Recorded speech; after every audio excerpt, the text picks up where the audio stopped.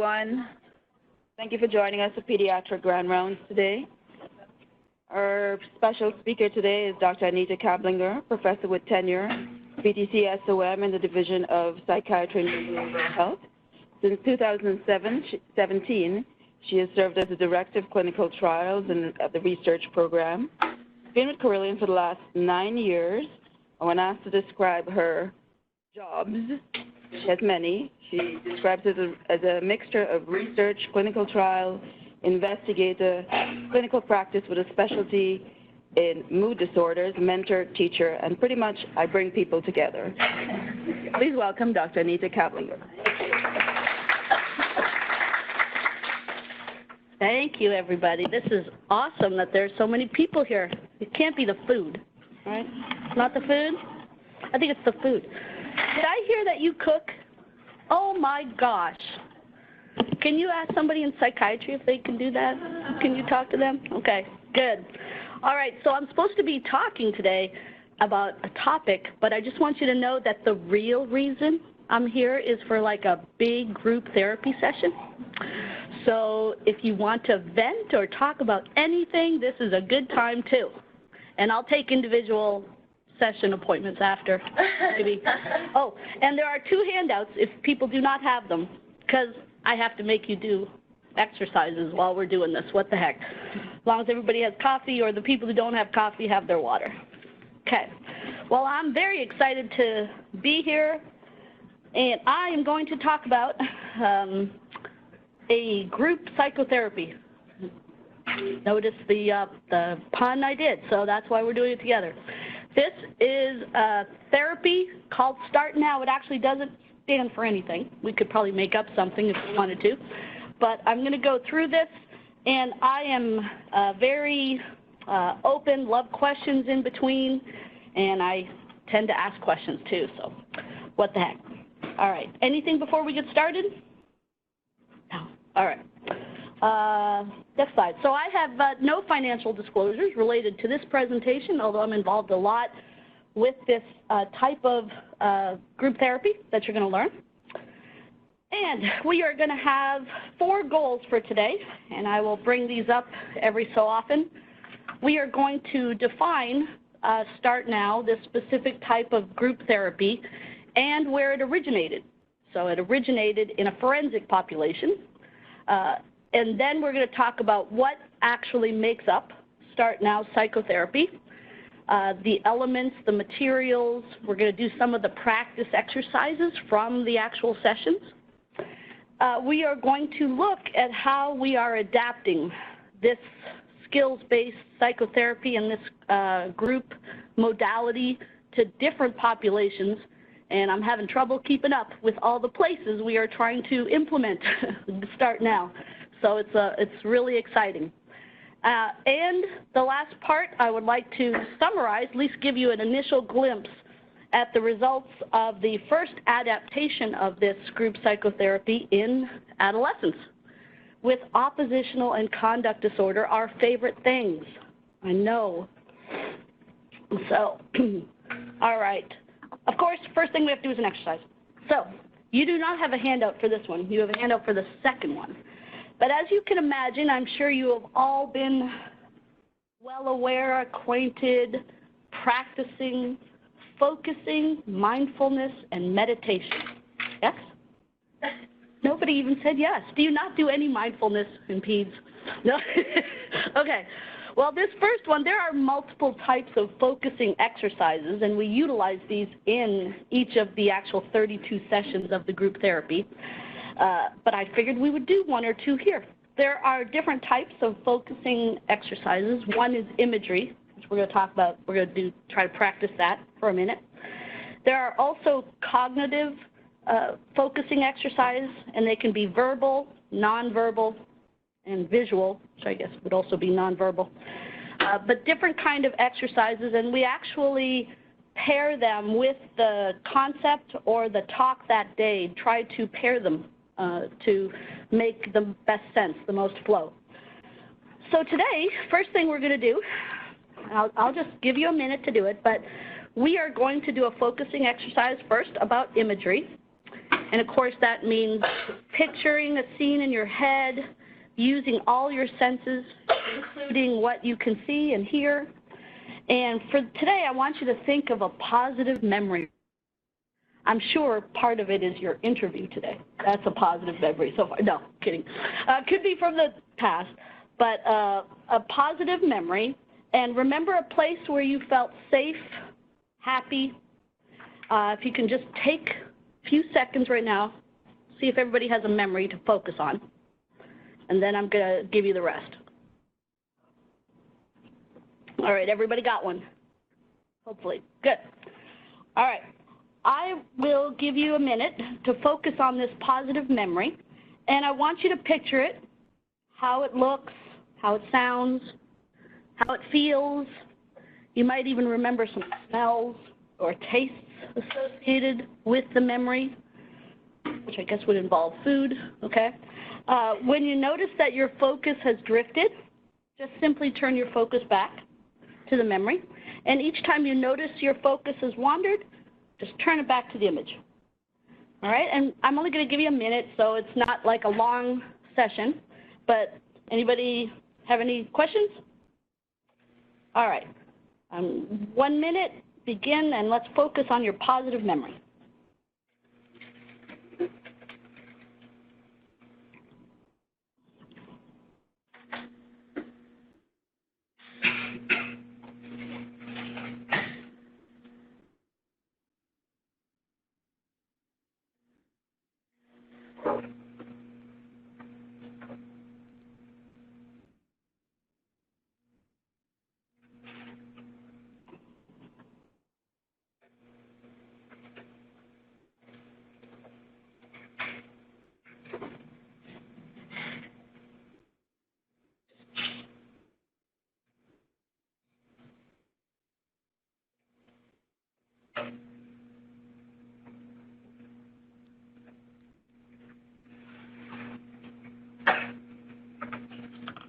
Okay, I think we had enough time for that.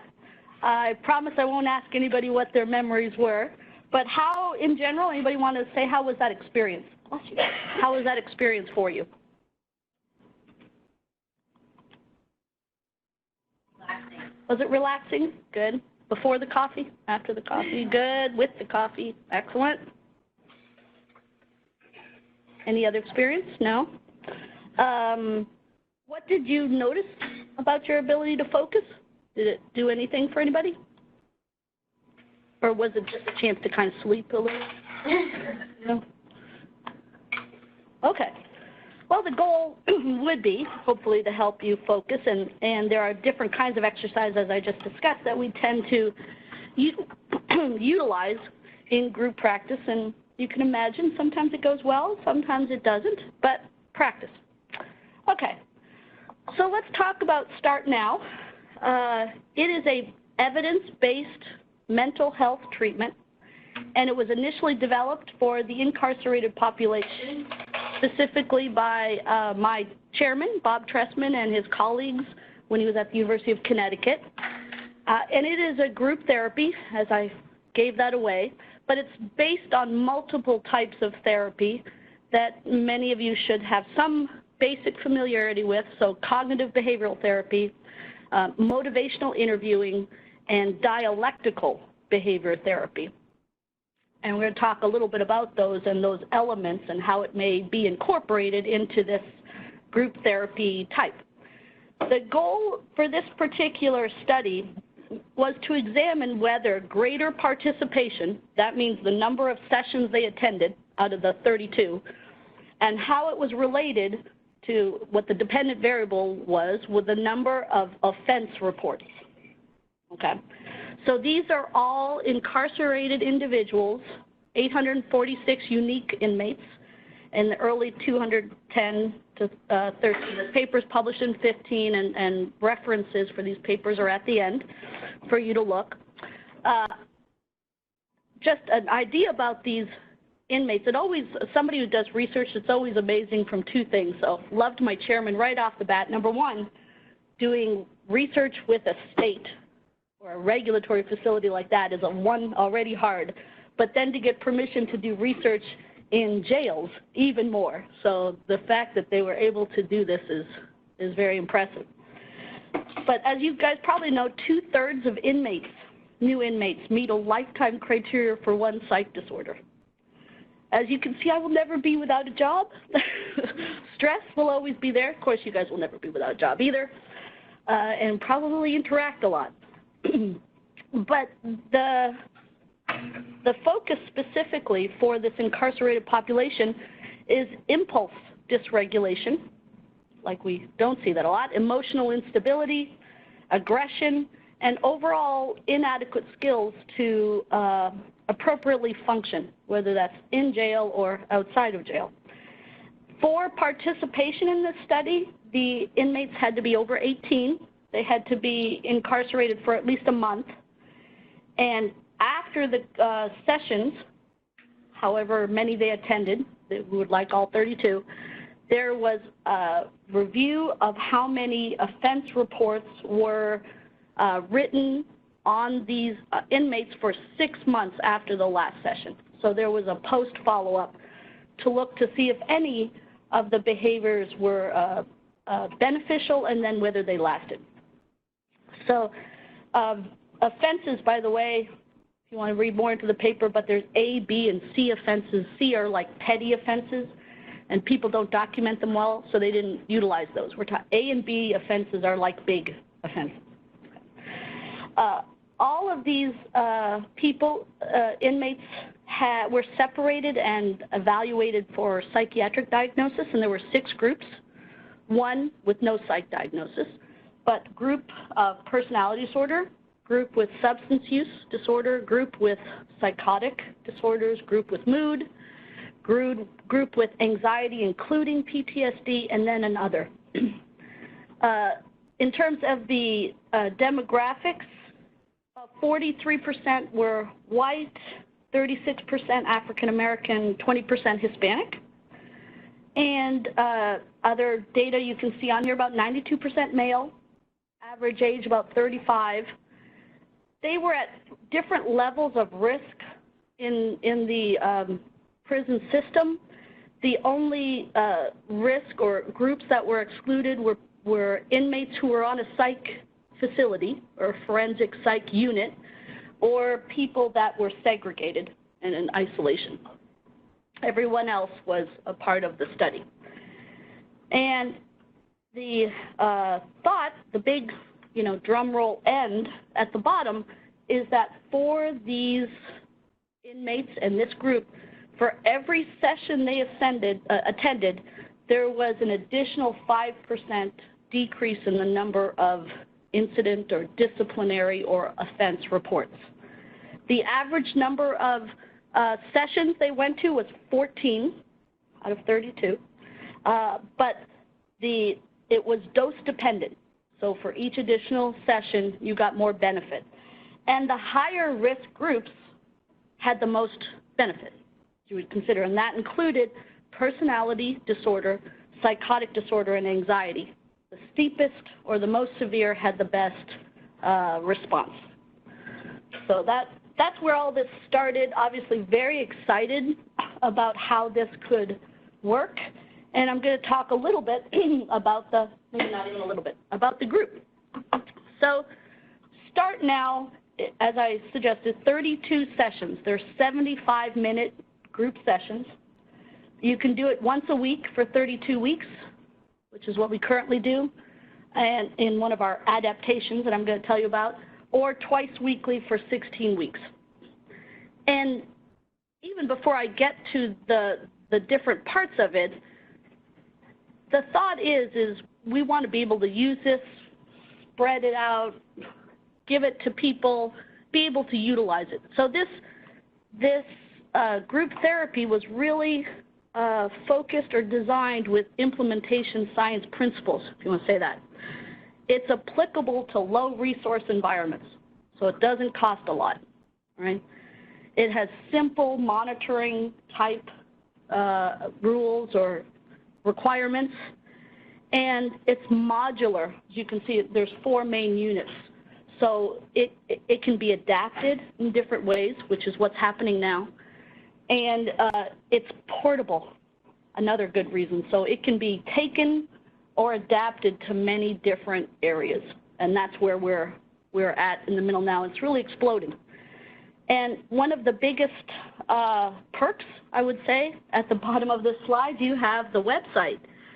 So every Start Now material is freely available in the public domain without cost. So you can access the entire workbook, both a facilitator workbook and the participant workbook, whenever you want. And that's really one of the most important things. So the facilitator and participant manuals are at the 5th grade reading level. Training and certification involves master's level and doctorate level clinicians. We have done 2 sets of trainings here on site, and it's a 2-day training. You do role play, you do all kinds of, go through the different modules, but you get certified in this, in facilitating this group therapy. And there's a simple monitoring that we do. For example, we have a current research study. Quarterly, I go in and see if the facilitator is completing that session according to what they're supposed to do. And there's actually fidelity monitoring scales to check off within the manual. So it has everything. So that's one of the biggest things. So even with things like staff turnover or concerns about costs of training, this is not over the top. And the 4 sessions, now I would say the 4 modules, there are a different number of sessions in each one, but the sessions start with foundation, starting with me, 10 sessions, emotion management, things of dealing with upset feelings, interpersonal modules and sessions, and then future-focused, goal setting, for example, and meeting goals. So that's the overview. But let's look a little bit more into Start Now. And some people may know here that this project that we have adapted here that I'm going to talk about in a minute is the primary research projects of one of our VTCSOM students, who's currently a 4th year.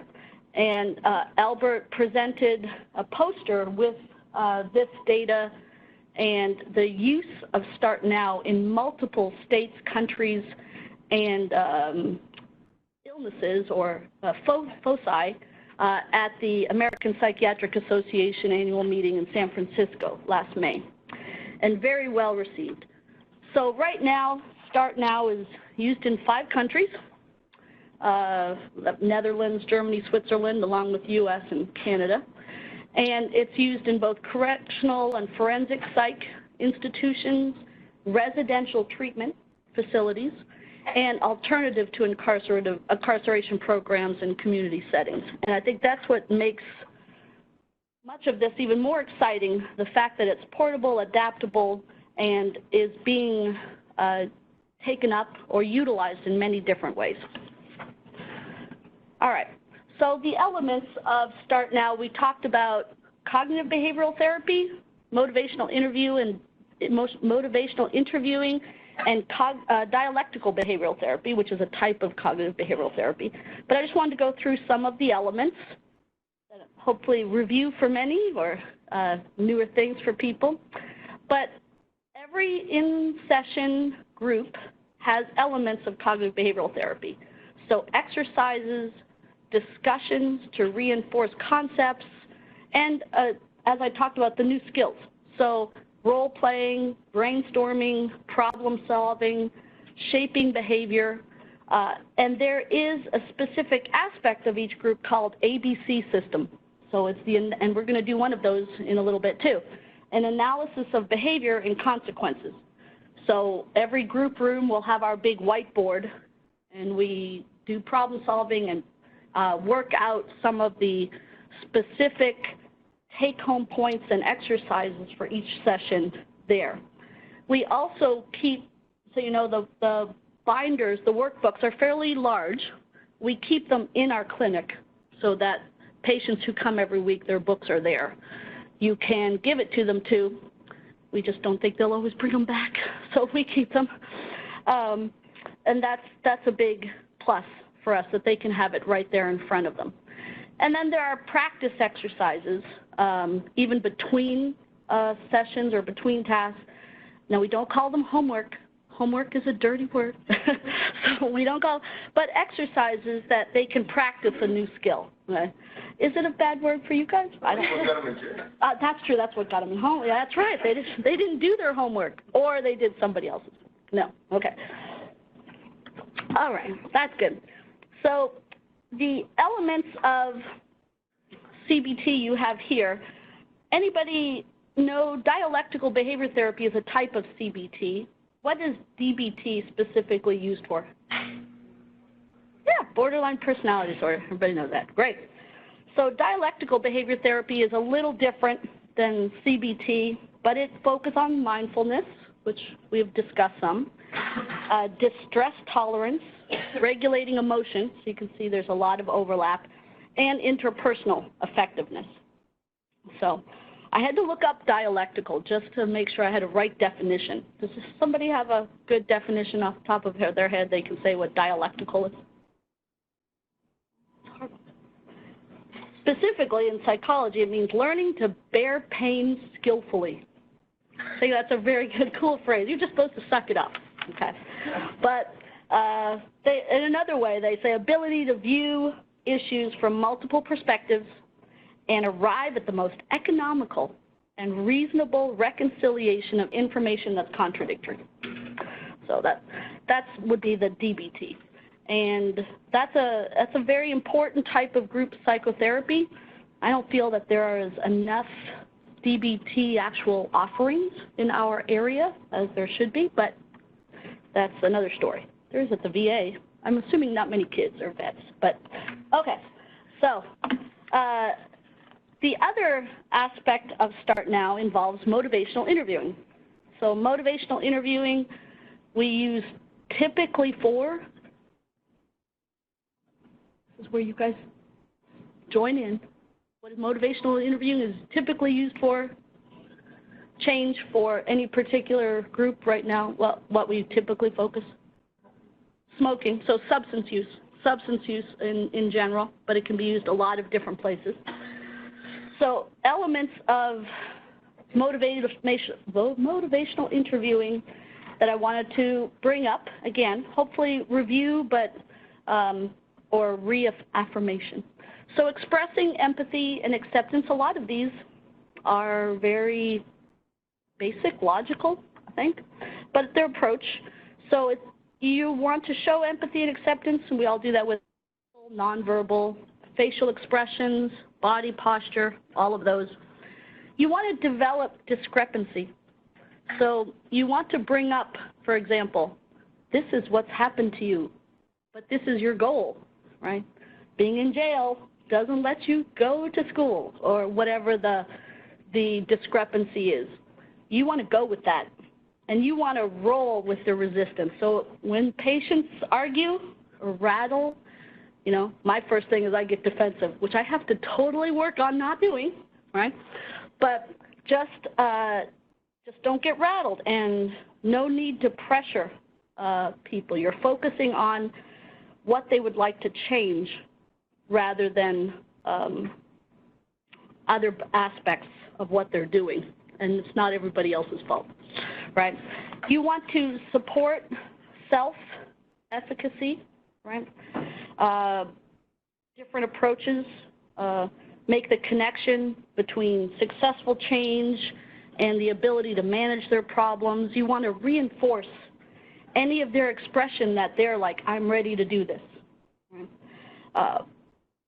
Those are aspects that you would want to focus. Open-ended questions, better than directive, which in general in psychiatry is our motto, except perhaps for a manic patient, which is not so good. Affirm participants, you know, express understanding, appreciate that they're being a part of this.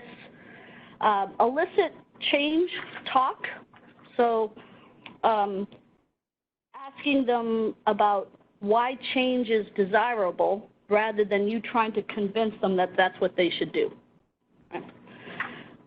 Summarize, we often do, and of course offer feedback. So those are the elements involved in motivational interviewing that we would see in Start Now sessions. So the overall approach, as a summary to this, we're really looking at reinforcing a person and as having their own, they're accountable for their own behavior. You're looking for multiple ways to teach the connection between their thoughts, their feelings, their behavior, including these things, again, that I feel are very common sense, but slow down and think before acting. No one makes you feel a certain way. It's how you look at things. Right? Your feelings don't make you act a certain way. You choose how you respond to situations. And you want to identify strengths, build on them, and you want to appreciate all the people in the room, their differences, their capabilities, limitations, and go with it. So, all right, any thoughts so far?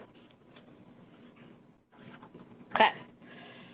All right, so in general, we talked about it being about a 75-minute session. So in general, there is typically right now how we're using it. In the incarcerated population, they put everybody that was there together at that time. How we're currently doing it, I'm going to talk about what we do in our clinic. It's rolling enrollment. So some people come in at session 8 rather than 1 or session 14, and they continue through the whole 32 modules and go back and start over until they complete the 32. That's what we're currently doing. But in general, you would introduce any new people into the group. You would review a real-life practice exercise, whatever that exercise specifically was for. Then you do one of those focusing exercises that we did, like with the imagery, or one of these analysis of behavior and consequence session exercises, which I believe is coming in two more things. You want to introduce whatever the specific topic is for that day, problem solving, describing how you feel, making boundaries. Those are different of the sessions. And you do group practice exercise in the session with everybody. And then you also assign a practice exercise after, and then you review it again at the beginning of the next one. Now, do most people do it? No, but you roll with the resistance, and we don't argue, and you encourage. Okay, so let's do another focusing exercise. This one, you guys should have a handout. I don't think these guys got handouts, but if there's any left, we might need some. But this one is a cognitive nonverbal exercise, and you get to do a maze. So this one, I'll give you a couple minutes because probably everybody already did their maze. But the idea of this, I'm reading the instructions because the entire manual is totally written out for you, so you don't have to make that up yourself. But the idea of this is not to see who can do this puzzle and who can't, or who does it best, or who does it faster, or anything like that. The idea is to practice focusing while doing something that requires thinking and taking your time. Try to stay focused. Notice how you focus and what difficulties you experience focusing. When you notice that your focus has drifted, simply turn your focus back to this exercise. All right. So I'm just going to watch, see if everybody does their little maze. We won't make these guys turn it in, right? No. Bless you. And I've looked through it. There's like 3-4 different levels of mazes. So that's kind of like an intermediate one. There's like more difficult ones, if you wanted to use that, depending on your group.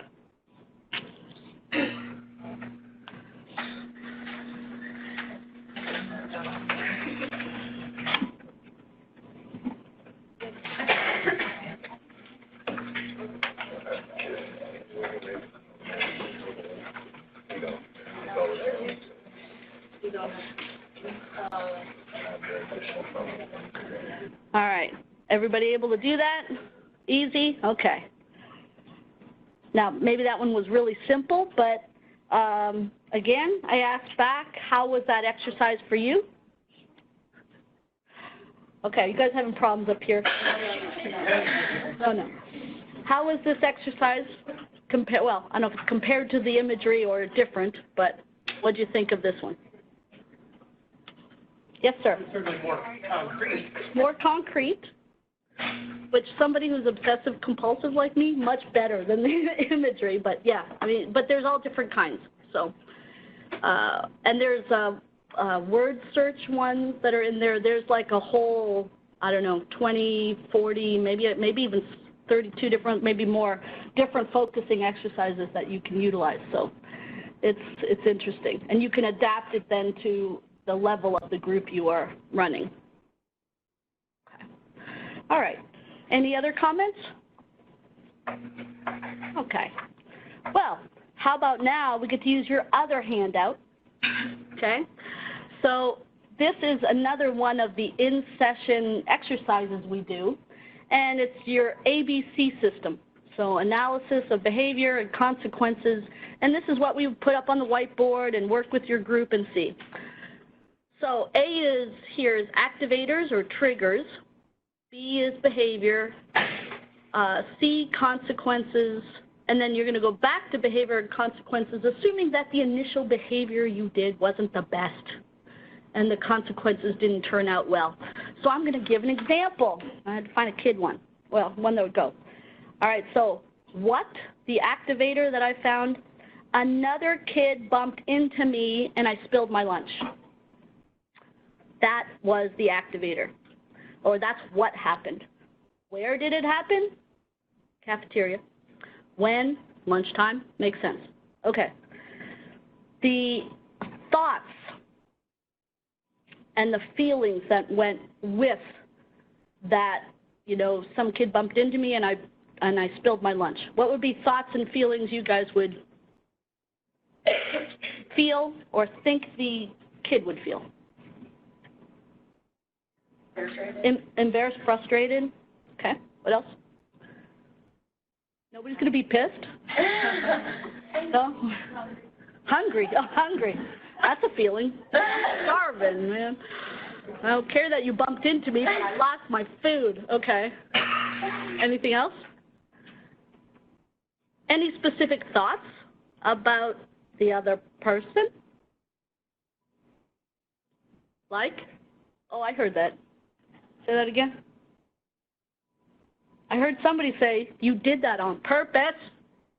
You were just trying to mess with me. That's not paranoia. That's real, isn't it? I mean, you know, you were trying to mess with me. I really wanted to eat that, you know. So that's what you're trying to gather from the person when we're doing this activity. So other thoughts, pay attention. You know, what are you doing? You weren't paying attention. They did on purpose. I really wanted to eat that. So, and I think everybody said that. Angry, annoyed, disappointed, maybe. All right, what action do you think, behavior, assuming it's not the best reaction, but what behavior would you think an adolescent, say, would do in reaction to this? You're smiling. Go ahead. Give me one. There you go. That solves everything, as if you clock them. That's what I think. Okay. What? Steal their lunch. Oh, spill. Yeah, yeah. That's a good idea. Oops. Sorry. Yeah. Cry. Probably what I would do. I know it's not the best one, but yeah. Anything else? Yes, sir. In the Animal House reference, food fight. Food fight? That's good. Do you think there's some people in here who know Animal House besides us three? Do you guys know that? Togas, you know, okay, we'll get past that. But I love that movie. We should use that movie for one of our psych education nights. That's what I'm thinking. I'm going to use Animal House. Okay, that's great. So other actions, knock over the tray, fight. You could yell at them, right? What the heck are you doing? Maybe not that nice. All right, so if you did all that, what positives come out of that? Before we even talk about whether you should change or try to do a different behavior, what positive things come out of it? You yelling at them or spilling their tray or clocking them? What's the positive consequences of that? You might feel better, yes. Okay. You get a 3-day vacation. You get a 3-day vacation. We gotta talk about your schooling. You made it. All right. Any other positive consequence? Well, they didn't get to eat their lunch either, right? Because I knocked over their lunch. I guess that's positive. What about negative consequences of those different reactions?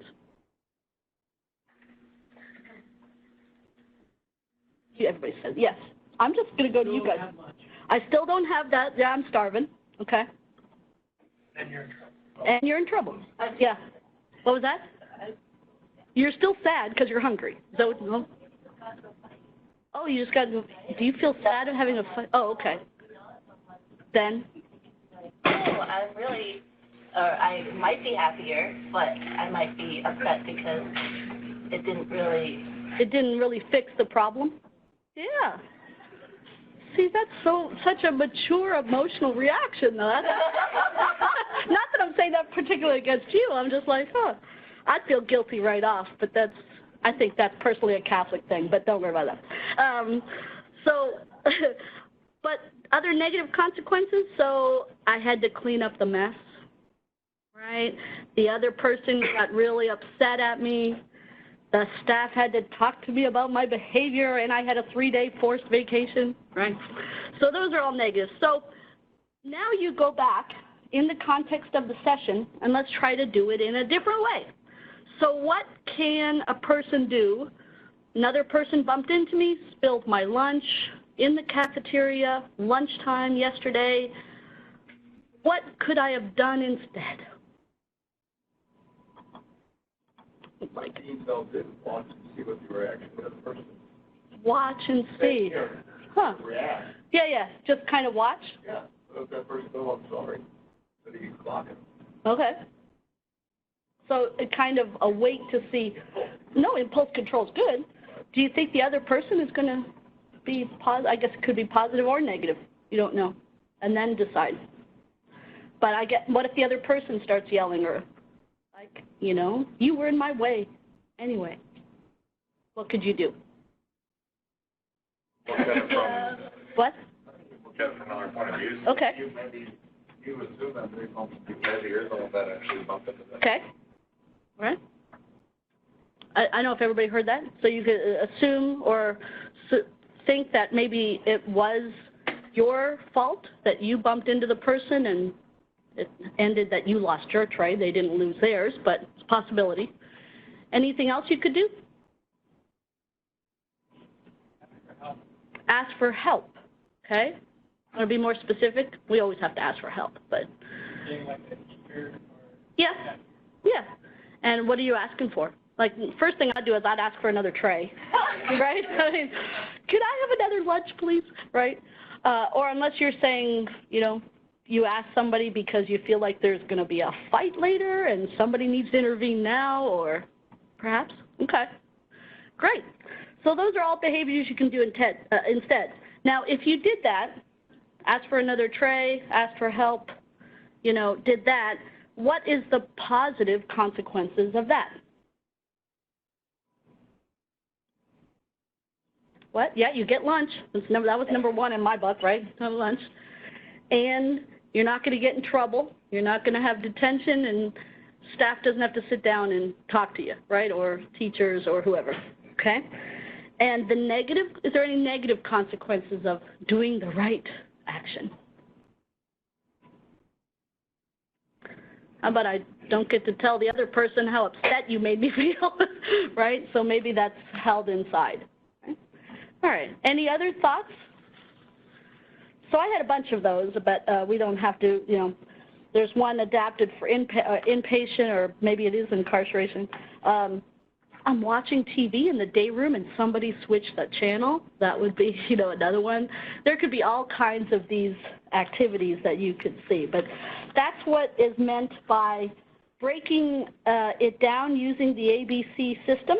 So an activator, what triggered me, what did I do when that trigger happened, So what action did I take?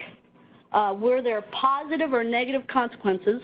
There typically is both for those behaviors, whatever the incorrect or less correct behavior was. And then you turn it around and say, how could I have done it differently? And what would have been the positive and the negatives of that? Okay. Any other thoughts about that? Okay. All right, I think that's all the activities. And you're like, oh, phew. Okay, no more. All right, so let's talk a little bit about adapting Start Now to what we've been doing here at Carilion. So I'm sure everybody here just knows that we have an office-based opioid treatment program in our outpatient psychiatry clinic across the street in the rehab building. It is currently at 340 patients. And we have a program with the ED, an ED bridge clinic, where people who come in either overdose or evidence of opioid use disorder and withdrawal, ER physicians are prescribing Suboxone or buprenorphine, and they get an appointment within our OBOT clinic within 2 to 3 days.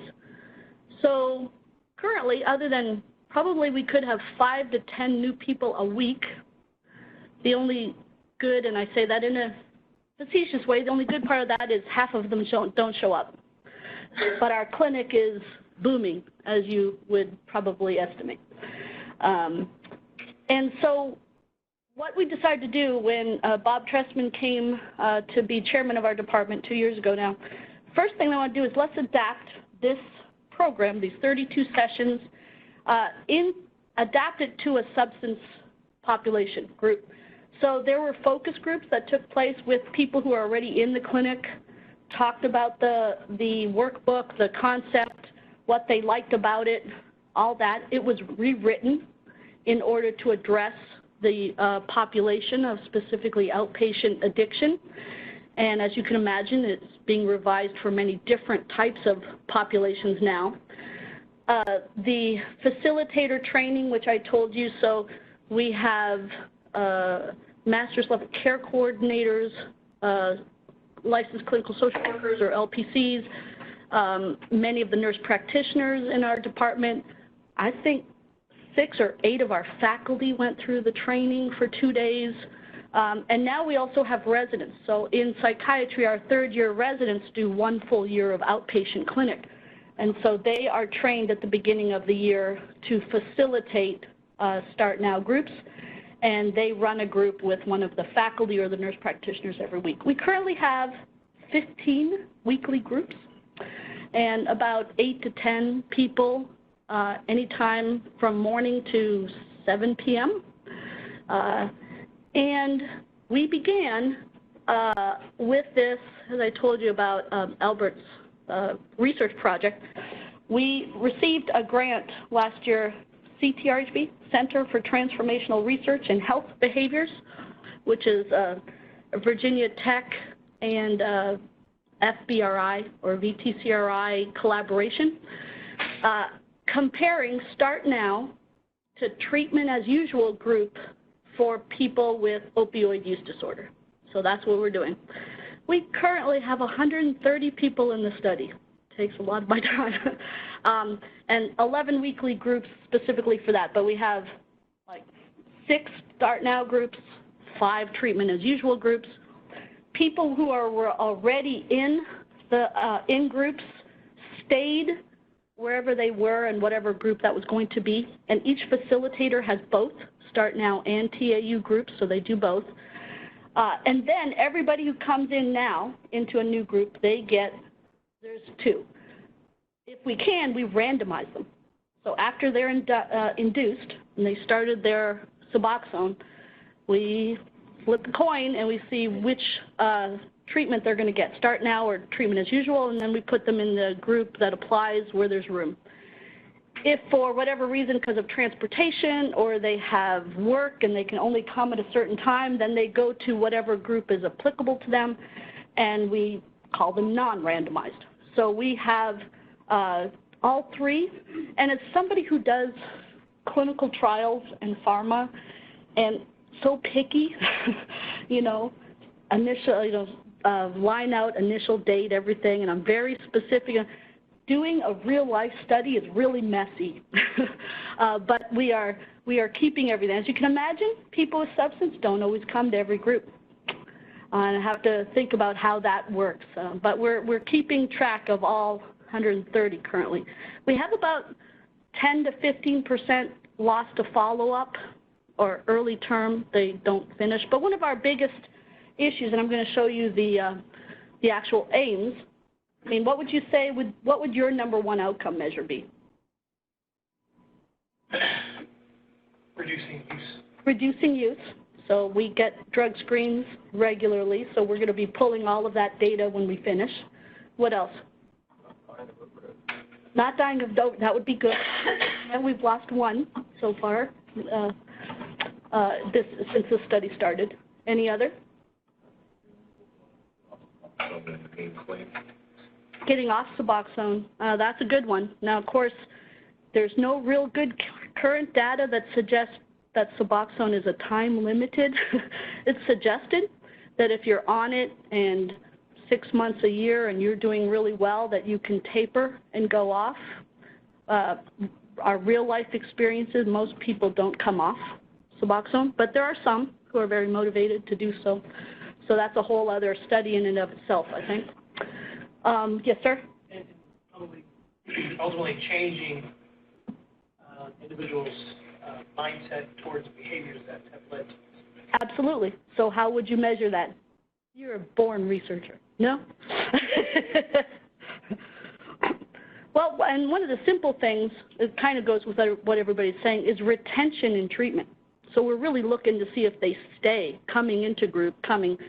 I have to tell you, as somebody who reviews drug screens every week and signs notes, it's really awesome that they're not using heroin anymore, and oxycodone and fentanyl, still sometimes.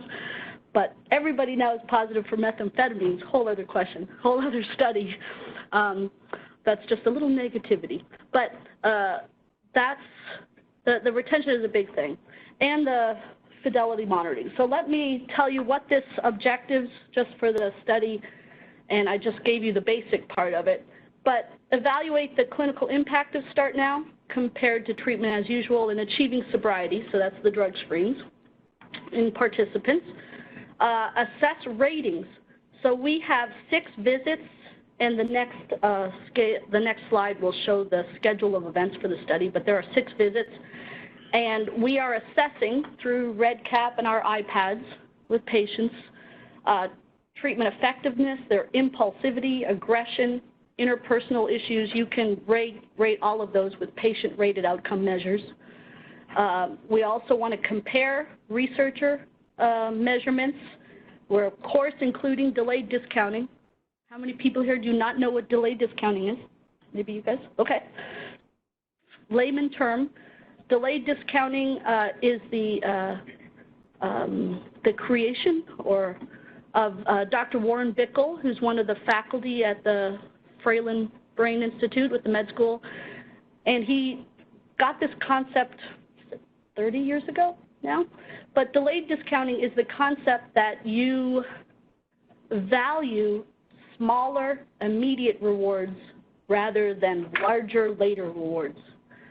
So if you say, would you like $100 now or $500 in 1 week? I'd be like, $500 bucks. I'm waiting a week, right? As you can imagine, people, we use the word impulsivity, although impulsive to me is not a really good specifically defined word. But people who discount the future and want stuff now tend to have more substance use problems. They tend to have mood disorders, psychotic disorders. Diabetics who don't take their medication, it's a prediction of non-adherence. There's all kinds of studies going on with this. So there is a 1-minute task you can do on a computer. It says $100 now, $500 in 1 week, and it keeps going until you find the break point where they don't. And the interesting aspect is this dose response curve, for a better frame for delayed discounting, is movable. So with intervention, you can help people value the future more. Is that brief enough kind of issue? So we have the 1-minute delay discounting as part of this study. So we're looking at that and see if that will help us predict. But I know we're using it in all kinds of stuff. So we're using it in we're testing an app right now that people can do to see if it tells you whether they're at increased risk for developing alcoholism. They're doing it in the bariatric clinic to see if it will predict people who will maintain weight loss. We're doing it, a student and I, ready to do inpatient psychiatry. So on admission and discharge, see if it helps you predict length of stay, different things like that. So we're doing that. Now, what did the CTRHB grant do specifically for number 4? We're actually getting fMRIs in 20 of the Start Now people. So people who are randomized to Start Now, then they were further randomized to fMRI or not. So they're going to get one at the beginning of the Start Now and after the 32 weeks to look at specific neural correlates, and there's actually papers talking about neural correlates of delayed discounting or discounting the future. And validating this Start Now. All of these, you might know these patient-rated outcome measures. There's a Barrett impulsiveness scale, an aggression questionnaire, inventory of interpersonal problems. These are just, and we made a summary of just the most important of those 3, and it's called SNAP. So it's 14 questions, but really is a smaller version of all the others. So we're actually validating this small one against the other 3 scales. So that's what we're doing. This is what we're currently doing with the 6 visits. You don't have to know all of that. Just recognize it's a lot of work. And anybody wants to talk further about it, I'm happy to talk about it. But they do get $25 for doing all of their scales 6 times in their time. And if they do an fMRI, they get money for that. But we can talk again more about it later. So how else are we adapting Start Now? Of course, the first RAP grant wasn't enough, CTRHB, so then we got another one. And we are about to start adding transcranial magnetic stimulation 3 times per week for 4 weeks to opioid use disorder patients in Start Now to see if it decreases craving and use and retention. And we even have the sham coil. So one side is the real coil, the other side is a sham coil, and you can randomize that to do that. So I can talk about that one in another future. Where else is this being used? This stuff I just got in September. So you saw all the different states that are utilizing Start Now. This is from the Illinois Department of Corrections. So they have an N here of 127 inmates, and they're looking at implementing Start Now, and they looked at this. The top one is the SNAP protocol, which is the impulsivity, aggression, all of that, and you can see how that comes down. By the way, there's also patient or inmate satisfaction surveys done at every module, so we look at that, and you can see the bottom scale is the infractions. So this is just an idea that this is being used and how it is. Now, in Germany, Switzerland, and the Netherlands, they're just finished, and again, a lot of this is from a recent presentation at the European Union Child and Adolescent Pharmacology, but they did this multi-center study looking at an adapted Start Now, so I believe it's 12 sessions, not 32, for treating female adolescents with conduct and oppositional in youth welfare settings, residential settings. And estimated amount of time they stay, I believe, is 18 months. And they looked at pre and post change in the number of symptoms of conduct disorder or oppositional between baseline and the end of the intervention, as well as a 3-month follow-up, which as we looked at with the initial Start Now, that it appears that there is some continuing benefit post-intervention that can be seen. So this group of girls, 127, about 75% had conduct, 80% for Start Now, 86% for treatment as usual. The groups weren't different. You can see that it's about 16 years old, lots of symptoms, and the average length of stay was about 18 months, 16 to 18 months. And the primary outcome, hopefully you can see at least on the right side doesn't come up, I'll tell you. So the light green line is the combination of Start Now and treatment as usual, and the bottom is just, the bottom green is Start Now and treatment as usual. The light green is just treatment as usual. On the y-axis is the number of symptoms of conduct and oppositional, and on the x-axis is the time period. So baseline, post-treatment, 3 months. And so the data suggests that there is some benefit to this intervention that was more apparent at the 3-month follow-up than right at the end of the intervention. Okay, there's the other side. So, and I can go over more of this with you, but T3, T4, those refer to those time periods. So T1 was baseline, T3 is at the end of the intervention, T4 was the 3-month follow-up, and there is some initial difference that it could be beneficial. Just so you know, I know we're running out of time, that Switzerland is now looking at disseminating it in multiple school systems, different languages. They're doing it with a lot of online materials, and apparently you should avoid the use of the word problems, because that's not a good word, and focus on new skills, ascertaining new skills. And in fact, Tasha Steele, our contact with the Roanoke City Public School System, is adapting some of this right now for 8th and 9th graders. And that's the latest I heard on that. So I hope that we were able to talk about these objectives, what Start Now is, the application, elements, how do you adapt it in different populations, and there's obviously many more it could be, and a little preliminary with adolescents. So I'm supposed to give you questions. Can we take a minute to do the questions? Okay. Which of the following statements is consistent with a motivational interviewing approach? You guys want to read that? I don't need to read it.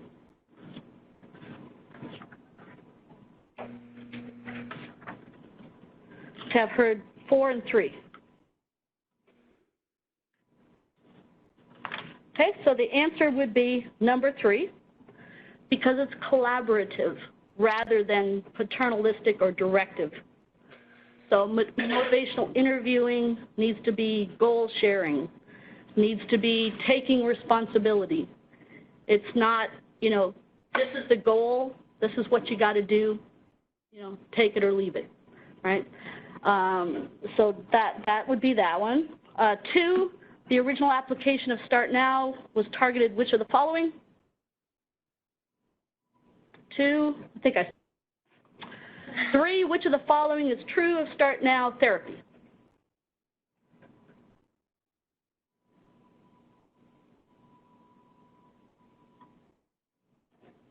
Sorry?